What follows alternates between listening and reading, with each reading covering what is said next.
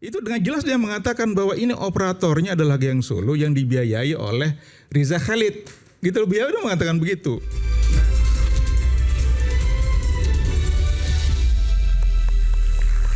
Oke. Presiden Prabowo sempat mengatakan bahwa terkait dengan aksi massa kerusuhan kemarin ya, bukan unjuk rasanya, itu terkait ada indikasi dugaan makar dan juga terorisme. Meskipun setelah kita cek belum ada satupun yang dijerat dengan pasal makar. Artinya ini belum tentu ini sudah selesai proses penyelidikannya. Bisa jadi masih terus berjalan. Pertanyaannya, ketika Presiden mengatakan bahwa ada makar, maka pasti laporan intelijen yang kemudian digunakan. Artinya hampir bisa dipastikan ada upaya ke arah sana. Saya ingin ke Bung Buniani. Anda setuju dengan apa yang disampaikan oleh Presiden?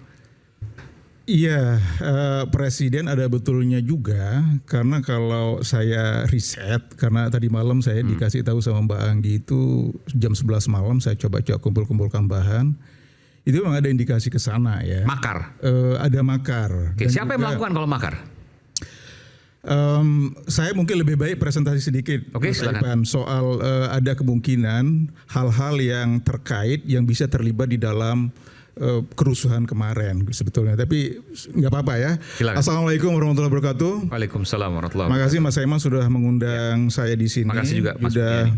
Alhamdulillahirabbil alamin wassalatu wassalamu ala asyrafil anbiya'i wal mursalin wa ala alihi washabihi ajma'in amma ba'd. Qala Allah Ta'ala fil Qur'anil Karim wal 'asr innal insana lafi khusr illa alladzina amanu wa 'amilus solihati wa tawassaw bil haqqi wa tawassaw bis sabr. Jadi sengaja saya taruh ini ayat yang sangat mulia di depan ini karena saya yakin di sini banyak umat Islam. Saya kesini itu betul-betul ingin untuk saling menasehati itu di dalam kebaikan, dalam kebaikan dan juga di dalam kesabaran. Kalau enggak saya sudah bilang saya mau pulang karena kalau enggak saya tambah dosa, kira-kira gitulah. Nah jadi Mas Iman. Saya izin sedikit presentasi hasil temuan saya untuk beberapa karena waktu untuk risetnya sebentar sekali. Okay. Itu jadi ada beberapa hal yang perlu didalami, tapi paling nggak ada 3 sebetulnya dari hasil temuan saya setelah saya riset bahwa apa yang menyebabkan terjadinya kerusuhan kemarin setelah demo. Itu bagian pertama, kemudian nanti saya akan fokus sebetulnya apa yang mesti dilakukan oleh Pak Presiden Prabowo sebetulnya sebagai aktor utama ini sekarang ini yang memegang tampuk yang berkuasa begitu ya. Yang pertama, penyebab dari kerusuhan kalau kita lihat itu adalah soal bahwa meluasnya ketidakadilan dan ketidakpuasan masyarakat yang kemudian dipicu oleh kenaikan gaji DPR itu sementara rakyat menderita di mana-mana, lalu kemudian juga harga-harga naik, ekonomi yang memburuk, itu yang menyebabkan terjadinya kerusuhan. Tetapi itu hanya pemicu saja. Jadi ini sebetulnya ketidakadilan itu, sense of injustice, itu sudah menemukan masa inkubasi selama 10 tahun Jokowi berkuasa, ditambah hampir setahun sekarang ini Pak Prabowo yang belum diatasi. Jadi kalau kita melihat misalnya, baik itu dari Revolution de la France, itu revolusi Prancis 1789, pemicunya adalah injustice. Itu juga Bolshevik Revolutions juga pemicunya adalah injustice. Dan sekarang Nepal yang hampir mirip ya, karena flexing pejabat, ketidakadilan, pengangguran. Saya bisa tambahkan bahwa kita itu sekarang mempunyai ekspor non-migas, bentuknya adalah contoh baik untuk revolusi. Jadi diekspor sekarang ke Nepal. Jadi itu ekspor non-migas kita ya. Saya sambil bercanda tadi.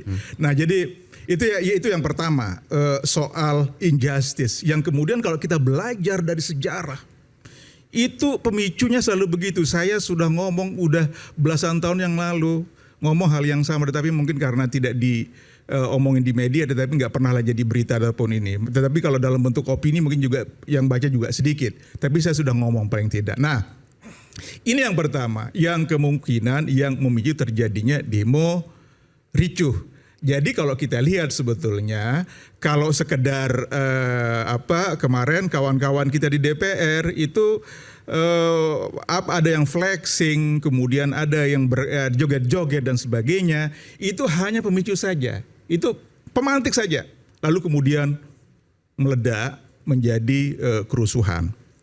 Itu yang pertama, Mas Eman. Jadi ya kemungkinan ya kalau kita bisa melihat apa yang memicu terjadinya kerusuhan. Yang kedua, itu adalah apa yang tadi sudah disebutkan oleh juga sendiri tadi oleh Bang Andi, itu soal geng Solo. Nah itu Bang Andi, saya mau sedikit koreksi, kata geng itu sebetulnya kalau secara leksikal, tadi saya sudah buka kamus itu Merriam-Webster, karena itu berasal dari bahasa Inggris, saya langsung ke bahasa aslinya. Kalau kata geng itu satu memang betul itu konotasinya negatif. Tetapi yang kedua itu netral. Netral dia geng itu artinya bahwa kelompok seseorang yang mempunyai the same social relations. Yaitu orang yang mempunyai relasi sosial yang sama. Jadi kalau saya misalnya ya, kalau anak-anak sekarang biasanya kalau ada bahasa prokem gitu ya, bahasa gaul itu geng itu hello gang gitu loh Mas Eman. Jadi geng itu artinya bukan yang negatif maksudnya. Bukan negatif. Oke, jadi ada dua Mas Andi. Jadi ada bisa negatif, ada yang bisa. Tapi apa kaitan tadi kelompok Solo, geng Solo dengan aksi massa kemarin?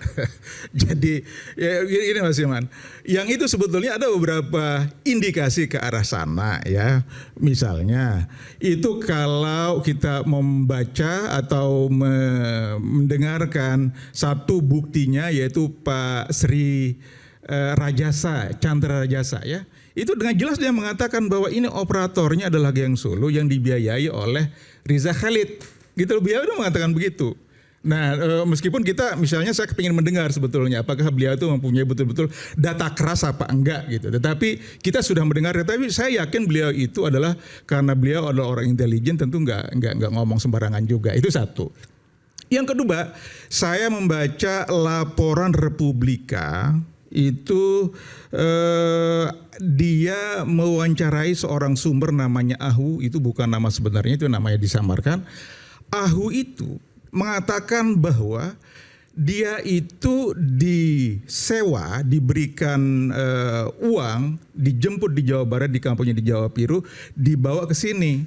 Lalu sebelum datang ke Jakarta, kemudian dia itu diminta untuk membuat bom Molotov. Itu laporan Mas Aiman. Jadi itu clear bahwa dan orang ini Ahu ini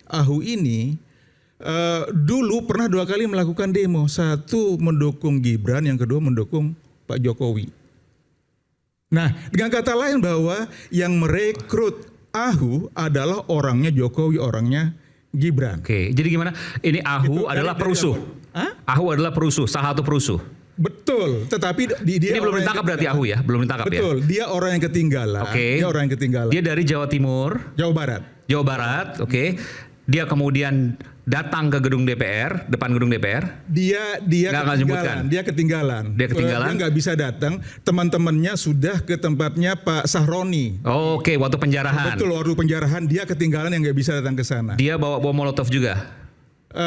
Dia kata laporan yang ditulis oleh Republika itu sebelum datang ke Jakarta diminta untuk membuat bom Molotov. Dan dia buat itu. Betul. Oke. Gitu. Dari Jawa Barat kemudian ikut menjarah di rumahnya Sahroni. Tetapi ketinggalan. Betul. Dan dia mengenal semua orang-orang yang sedang menjarah itu ketika ditunjukkan video. Itu teman saya. Tadinya dia itu membawa jaket saya. Kata si Ahu. Dan sebelumnya dia diminta untuk mendukung Pak Jokowi dan mendukung Gibran. Jokowi dan mendukung Gibran 2 kali. Jadi memang ini adalah operator lapangan demo. Laporan jurnalistik bisa dipertanggungjawabkan, real bisa menjadi kalau kami peneliti itu adalah data. Oke.